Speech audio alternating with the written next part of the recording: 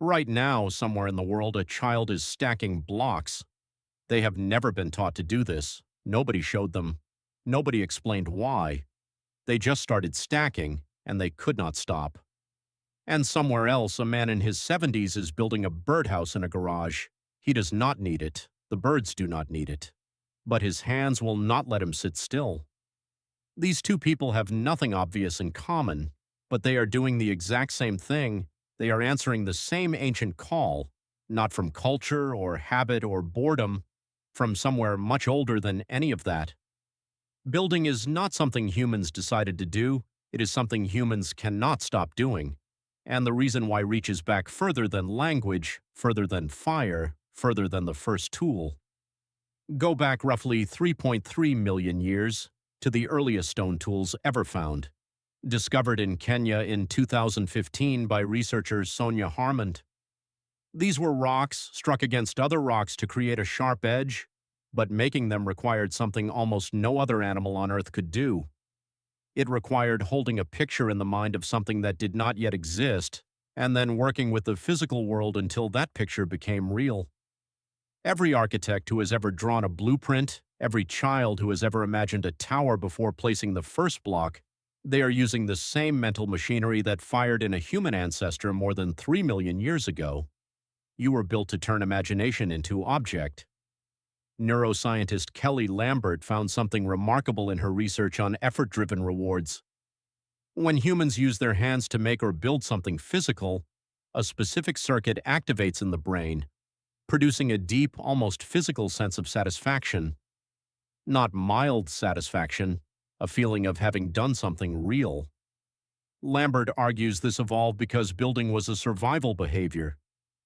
The brain learned to reward the act of creating because the creatures that felt good about building kept building, and the creatures that kept building survived winters, stayed dry, raised children in safety.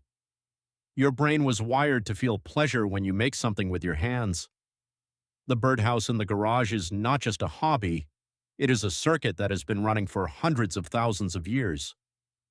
Building is also one of the first human social technologies. Anthropologist Kim Sterelny has written about what he calls the apprenticeship model of human evolution. For most of human history, the most important thing a young person could do was learn to make things by watching, by trying, by failing under the eyes of someone who already knew. Watch any group of people given a physical building task, and within minutes, a social structure emerges. Someone leads, someone tests, someone corrects.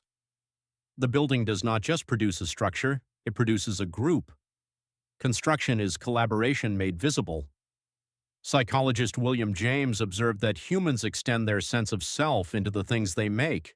What you build becomes part of who you are. This is not metaphor. People do not just remember building something, they feel it. It becomes part of how they tell the story of who they are. A structure you build is an extension of you that can stand in the world after you leave it.